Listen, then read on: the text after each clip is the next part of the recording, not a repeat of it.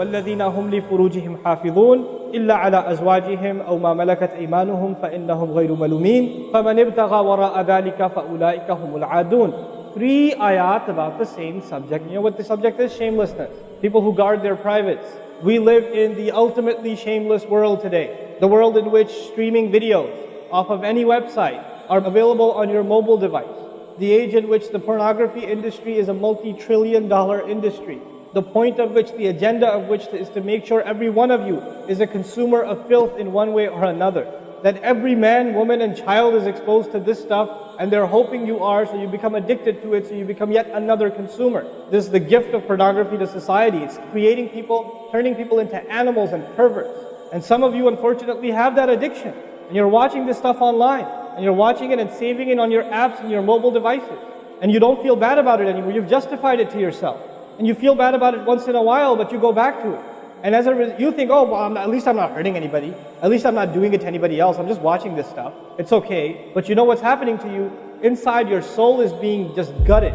You have no soul left inside of you. So your prayers are empty and you can't even shed a tear in your salat because your heart is so devoid of the fear of Allah because of the filth you've been watching all this time. It's turned you from a human being into an animal. So you can't even look. A woman passes by and you see a piece of flesh walking by. You don't see a human being walking by that deserves respect. You check everybody out and everything out. You're constantly gawking and staring. You have a hard time putting your eyes down. When you're on the subway, when you're on campus, when you're at work, you're walking down the street, you just can't help it. You see a billboard, you take a second look, you see a third look. You don't miss any opportunity to just violate your soul with your eyes. Addicted completely. And then you say, brother, how do I get khushu' and salat? What world are you living in? What world are you living in? Ayyuhal ikhwa, my brothers, specifically my brothers. And I know some sisters have this issue too. It's not a sad reality. This is a war. This is a war. This is more dangerous than any military war. This is the war that's destroying our soul. It's making its way into our home. It's making its way, if I want to protect my children from this stuff as much as possible. But when my child goes to school, and it doesn't matter if it's Islamic school, there's a very high statistical likelihood that someone, a friend, with their iPod, with their mobile device, will say, hey, look at this. It's a very realistic, thing nowadays. It's not far-fetched. And so I have to prepare my children for the filthy world that they're going to be brought up in. And there's no escape from this stuff anymore. There isn't. It's everywhere. It is everywhere. You have Islamic lectures followed up by, those YouTube puts those follow-up clips, and something will be filthy. Something will have to be filthy. And I don't think that's by accident. I'm not much of a conspiracy theorist, but I don't think that stuff is an accident. And what happens to you guys is you watch a video, you see something filthy, you click it, you click something else, and you end up watching disgusting things. That's what happens to you. وَالَّذِينَ هُمْ لِفُرُوجِهِمْ حَافِظُونَ. Especially when it comes to their privates, they guard them. They guard their shame. Brother, what's the solution? Should I get married? Like the guy who asked the other day, how can I get married right now? No, guys, the solution is not marriage. Because if you're a pervert, then you're going to be a pervert after marriage too. If you have no shame now, you will have no shame after marriage. Honestly. You think marriage is going to end your problems? No. Your problem isn't marriage. Your problem is spiritual in nature. Your problem is psychological in nature. You need help. You need to stop this. You need to stop hurting yourself like this. You will have nothing, there will be nothing left inside you. I just had an email from a teenager who's addicted to pornography, an anonymous email, 14, 15-year-old teenager. Says, I want to kill myself. I can't stop. I've been watching it since I was 11. My parents don't know. I read this stuff and I cry because he's not one. There's millions of Muslim kids like this. Millions of them. We have to help these people. We have to do whatever we can. And we don't have the trillions of dollars of advertising to counter that. We don't. And it's not realistic for me to say Facebook, YouTube, Twitter, internet, it's all haram. It's not realistic because it's a reality. It's as common as oxygen now. The only thing we can do is have a mature conversation about this and teach our youth to deal with this and navigate this and not fall into it. The elders that are here, stop watching Indian movies, man. Why are you sitting in a lecture talking about salat and the importance of salat and you don't guard your shame? Mother and daughter and husband and wife and sister sitting together watching whatever? God, come on, stop. وَالَّذِينَ هُمْ لِفُرُوجِهِمْ حَافِظُونَ. They guard their privates. But guarding your privates doesn't mean you don't commit zina. It means everything that leads to the temptation.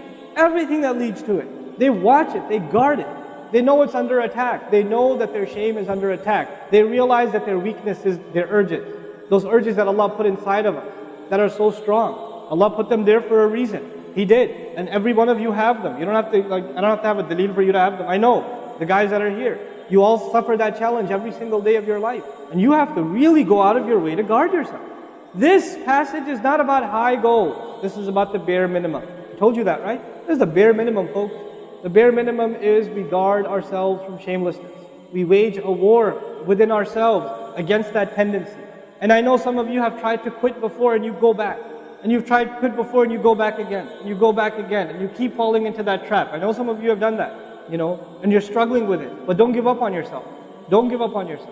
And whatever it takes, just don't be alone. Don't be by yourself. Be with good friends. Be outside. Study somewhere else. Go to the library and study. Go somewhere where other people are around. Because when you're by yourself, shaitan gets you. And if the fear of Allah isn't enough for you, at least the fear of other people will work for you. At least something's better than nothing. For those, I've said this in other talks before, for the parents here, if you have a computer in the house, please don't make it a laptop. Have a desktop in the house with a really big monitor. Get the biggest monitor you can find. Honest to God. And make sure your computer is in the kitchen or in the dining room. Don't put it in the living room. Don't put it in the kids' room. Don't put it in your bedroom. Put it in the dining room, facing the public. You want to do homework, do it over there. Though you can't move the monitor this way or that way. It's facing everybody. That's how you should have it. We have to take these precautions. Don't give your 11-year-old a smartphone. What were you thinking? That's not very smart. Don't give them a smartphone. Why am I seeing kids in Islamic school, 5th graders, with iPhone? With 4G, you know how dangerous that stuff is? وَالَّذِينَ هُمْ لِفُرُوجِهِمْ حَافِظُونَ إِلَّا عَلَىٰ أَزْوَاجِهِمْ, except upon their spouses, أَوْ مَا مَلَكَتْ أَيْمَانُهُمْ فَإِنَّهُمْ غَيْرُ مَلُومِينَ, or what their right hands possess, then they're not to be blamed. Allah says we have these urges and we can execute those urges, we can release those urges, but to the halal spouse, to the spouse, our spouses. But outside of that, we can't. And by the way, when people get addicted to this sort of thing, and they get accustomed to it, or they get over and overly exposed to it, they have miserable marriages. And marriages start falling apart. They have this virtual idea of what pleasure means, and they don't find pleasure in their spouse anymore.